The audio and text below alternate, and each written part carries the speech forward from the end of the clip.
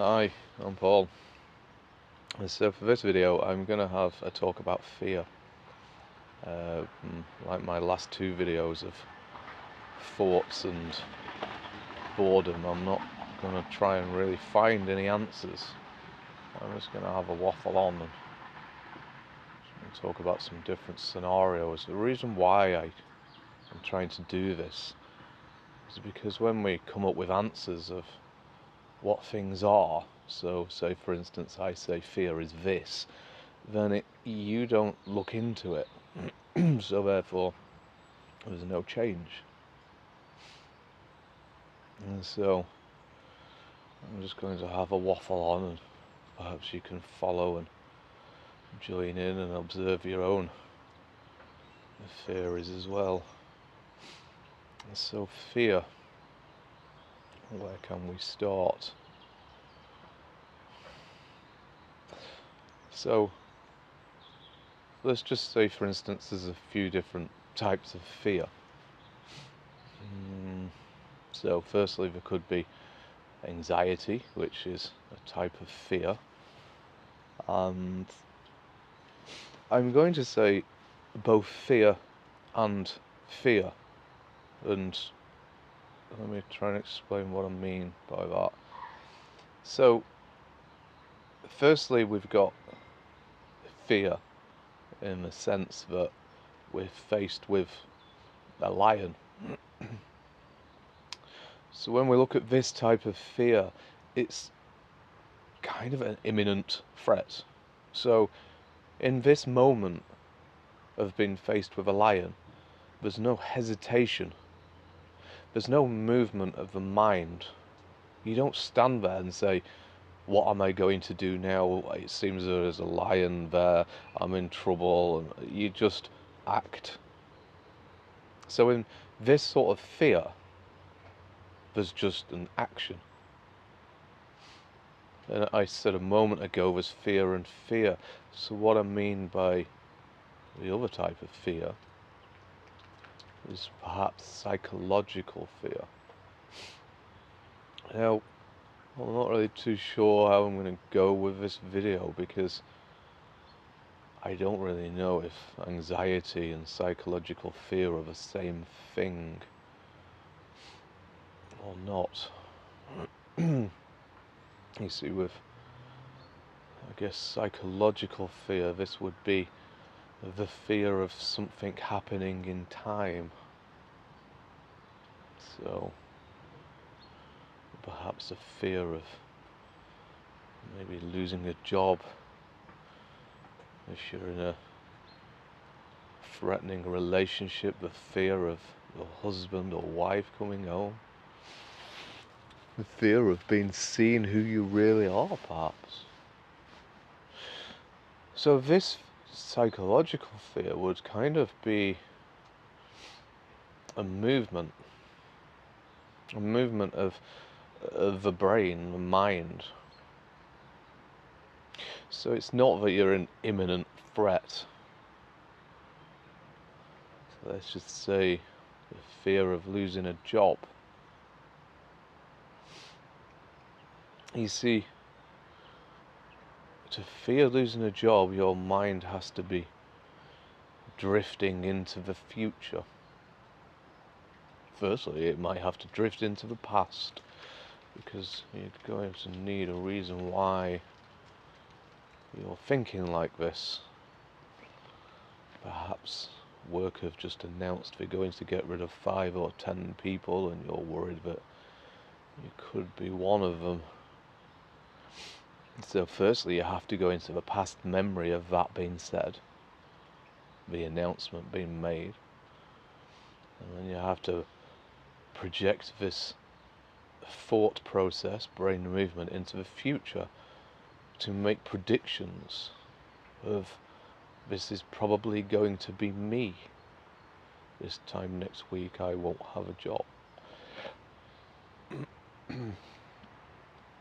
So perhaps this could be anxiety. I really don't know.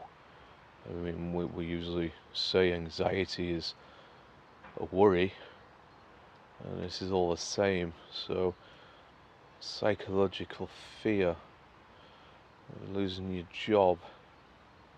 You see, if you're in fear of losing your job, do you need to have that movement of thought?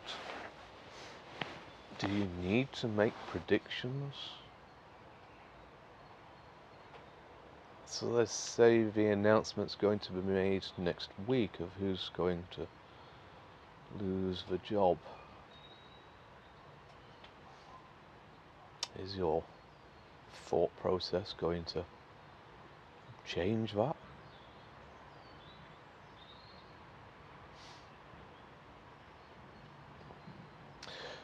So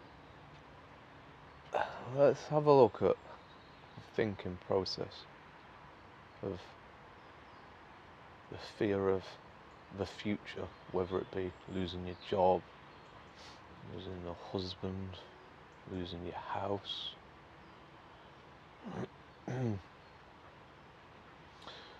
So let's just say you're in fear of losing your job, the same scenario. When you go to work with this fear and you're working, do you have the same kind of fear when you're at work? Do you constantly worry whilst you're at work, or does that worry subside because we're distracted by the action of work? And perhaps when we come home and we're not distracted, we have the thoughts of losing our job, and then leading on to perhaps I'm a failure, or losing my house, or going on and going on. So then in this case, whilst you're at work and you're putting your time into work, you're not in fear. And when you leave work and come to your own time, you're still trapped in a cage.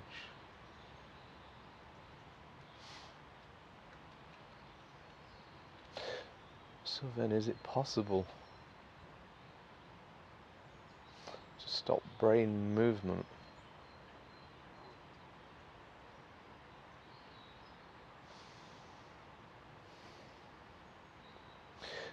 So if we have a look into anxiety,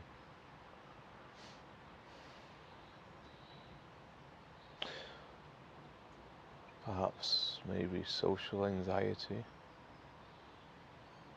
So how does this work? So I'm at home.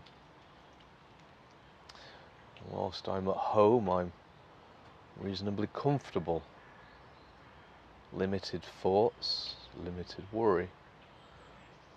Makes it easier to flow through my chores, maybe hoovering the floor, washing clothes. And then perhaps somebody phones you up and says, hey, why don't you come out tonight? We're going to go to the pub or bowling or whatever else. Why don't you come and join us? And then all of a sudden this triggers off a thought process. Now all of a sudden you can't pay attention on the hoovering or the washing the clothes, because your mind is now trapped in a cage going round in a circle of anxiety, worry, maybe just psychological fear. So then you sat at home and you're thinking, what about when I go out tonight? What should I wear? I don't want to be the odd one out. What if everybody else is wearing that and I'm going to be wearing something smarter or not smarter? What if such and such person's there, they're overly loud and I never get the chance to speak, so therefore I can't prove myself? What if we're going bowling and I lose? So once again we can see that it's these thoughts that drift into time. really. You see, like I said a moment ago, to come up with these predictions we need to go into the past experiences, maybe past times that you've gone out with a group of people, and then you project that into the future of scenarios, what will possibly happen. So maybe we can say that if you don't go into the past, which is the memories, then the predicted future can't happen.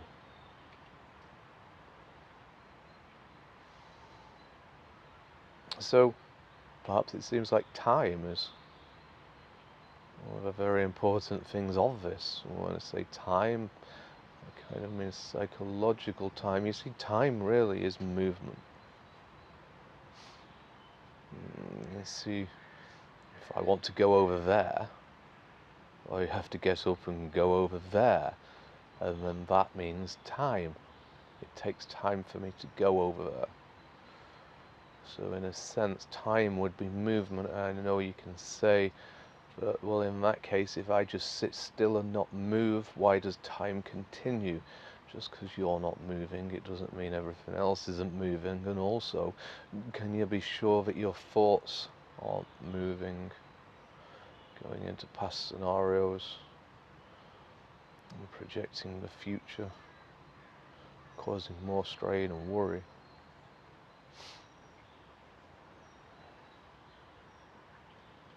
So perhaps we can say anxiety really is the fear of fear. Or maybe the fear of unknown. You see, if I'm worried about going out tonight and meeting a load of people, then I'm worrying about that moment, if it happens, that I get humiliated or whatever else. So then I'm fearing that. So that's fear of fear. Kind of like saying, if I walk around this corner, that lion might be there and then I would be in fear, but how do we know whether the lion is going to be round the corner? And this occasion we go into memory.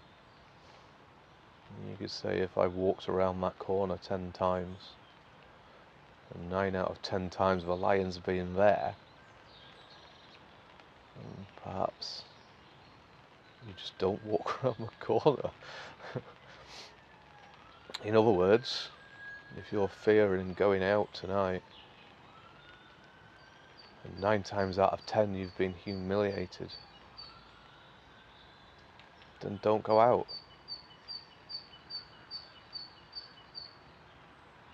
But the chances are the fear or anxiety that you have hasn't really got any evidence to say that apart from your own worry, anxiety, fear.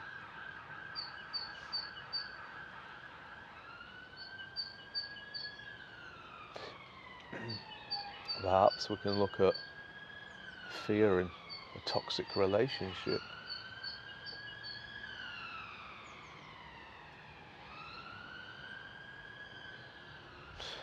So let's say the husband or wife goes to work and gives you some chores. You've got to hoover up and wash the clothes and so on by the time I come home.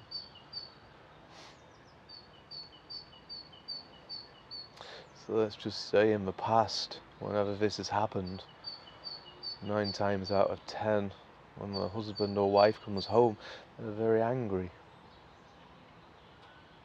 And it causes too much stress. So therefore, you've got fear of what may come. So in this fear, whilst you're hoovering up, washing the clothes, the husband and the wife is at work, you know you've got to get it done. Is that the same kind of fear of losing your job? Or even going out with friends?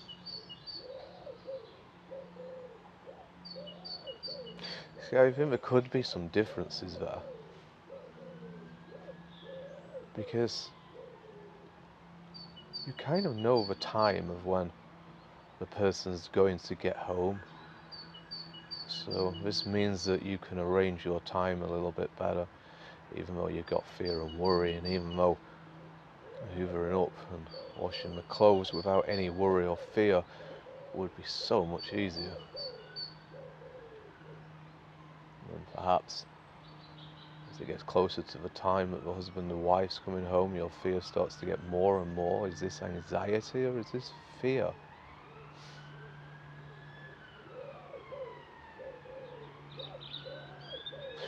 I'm starting to think that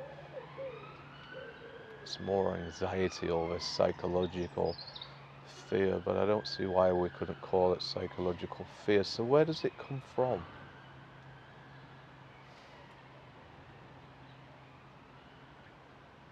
I mean, we say it comes from thoughts. I think a lot of this is emotions. Some people would say fear is an emotion, but is it? And see, whilst faced with a lion, do you get emotional?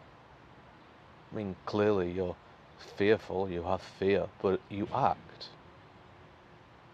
So I think it's reasonable to say that that sort of fear wouldn't really be an emotion. So it turns out somebody's just turned up and started talking to me halfway through a video, so I do apologise for the pause, which I'm going to edit out. But even worse so, I can't really remember where I was or what I was talking about before I had to pause the video. I'm pretty sure it was something to do with anxiety, but I'm not going to continue because I'm pretty sure I covered a lot of what I wanted to talk about. Only more so what I wanted to point out was the point, is it possible for us to not shift our brains when it comes to fear? Is it possible for us not to go into our memories and to then project them and predict the future? So you see, if I'm in fear of losing my job, so that means I've got fear, and fear comes from the movement of thought. Is it possible to just not have movement? Just to accept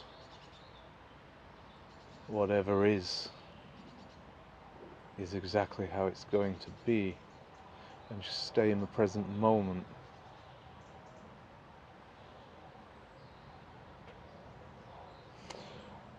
I suppose if I was to ask myself that question only a few years ago, I would probably not have a clue of what I'm actually talking about at the moment. But I've done quite a bit of work on practicing staying in the moment and looking at my thoughts, observing them, seeing how irrational and irrelevant they are.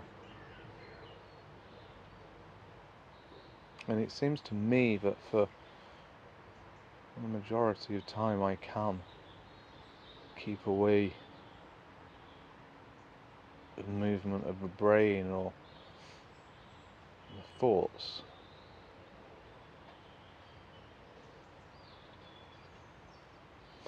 And I think the most beneficial thing to me for that was therapy and then meditation. So I suppose therapy helped me be able to look at myself, to be able to question how irrational my thoughts was, and then meditation to get rid of them.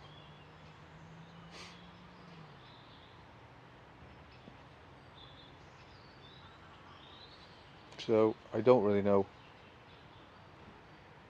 can't really think of anything else more to talk about it, and being distracted part way through the video hasn't really helped me, so I'm going to leave it be here, and perhaps I might do another video at some point in the near future on fear again. So thanks very much for listening.